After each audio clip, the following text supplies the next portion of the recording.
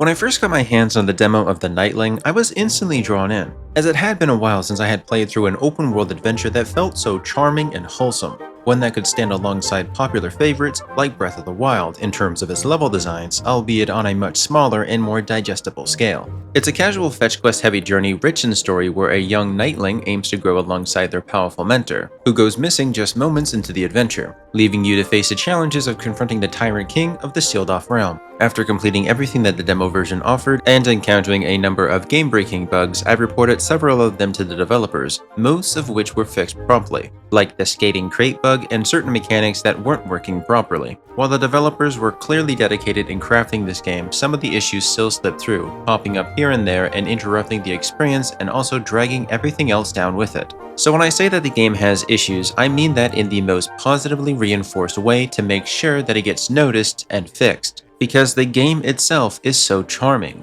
But when half the game is broken, that being the encounters, with a lot of glitches, and also the persistent save file issues, there is often no workaround. This is because the game treats everything in your save file as universal, so if you end up breaking something in one run, and then you try to reload to an earlier save, or even delete a file and then return to the bugged area with a new save state, everything that happened in your previous save file is going to persist unless you completely wipe all of the data off of your computer. This becomes very frustrating when side quests become impossible to complete, making it tempting to rush through the entire game just for the main story, or worse, when you can get trapped in an arena with no way out if autosaves fail. Using manual saves becomes mandatory just to avoid a potential softlog. In one example, the developers dropped by my stream while I was stuck in such an arena. Up until this point, I was genuinely having a lot of fun just messing around until I fell into the water and died upon spawning, causing the entire event to reset. That's not the part that bothered me, but when I returned to the pillar phase,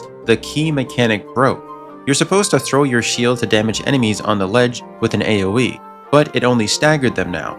You could still kill them eventually by hitting them individually, but what should have been a one-shot encounter turned into a tedious migraine-inducing slog, and because this bug persists across all save files, this is the only solution to working around it, and it's not a good one. I know it might sound a little bit confusing, but combat is the most boring portion of the game. It becomes unsatisfying once you start to unlock your combo skills. Why? Because you can knock down every enemy in the game, including elites. All you have to do is throw your shield, level it up for more damage, and just like that you've beaten each and every encounter. It strips away any real challenge, making combat comically trivial. Nearing the end of the game, more issues kept cropping up. Simple encounters like a boss that is supposed to move would get stuck in place. A reset would usually fix this and let you progress, but this happened far too often to be a fluke. It just felt like the QA process was minimal, or the team didn't play through the entire game more than once to nail them all, which is why so many of the problems seem to crop up in the later phases of the game compared to the beginning.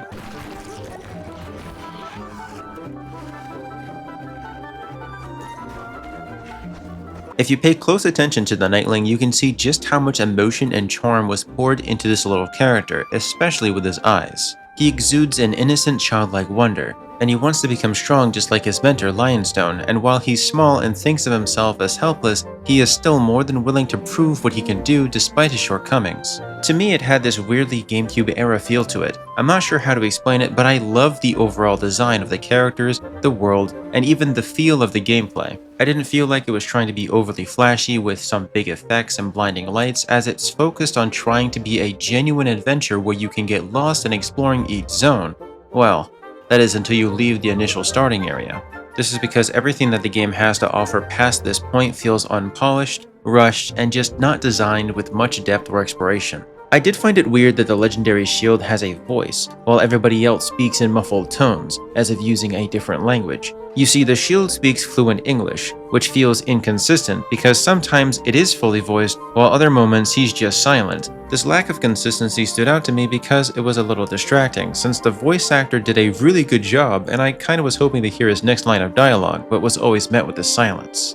When you hear the term open world adventure, you probably think of a massive open field, countless locations to explore, secret treasures, and boss fights. At least that's what I expected. But when you get into the Knightling, it's less about a grand exploration and more about generic points of interest that rarely reward your curiosity to the point of being far too linear for its own good. Here you can jump around gathering the Knightling points or also defeating enemies to earn the points as well to unlock stronger skills and to complete side quests for currency to upgrade your shield with the help of your friend and trusty weaponsmith Ginny. Now, while the game is functional at times, it can feel repetitive and doesn't quite capture the sense of discovery that you might expect from a similar title. Most of these open world puzzles honestly felt rather pointless, as they usually involved arranging blocks into a pattern to unlock a chest that would only be revealed at night, which would reward you with either an emblem for your shield or a small amount of currency that you probably won't ever bother using. Combat also rarely rewards you since you're either putting yourself in harm's way or simply stun-locking enemies until they die, and since nothing in this game is a challenge, even at the highest difficulty, you can mostly saunter on by. Sure, you've got the shield, you've got parrying, you've got surfing, gliding, and plenty of other charming personalities among the NPCs, and as much as I love this game's presentation throughout the demo, it's hard to recommend a game that has so many game-breaking flaws and overly choreographed gameplay that doesn't put you at the helm when you're part of these interactions.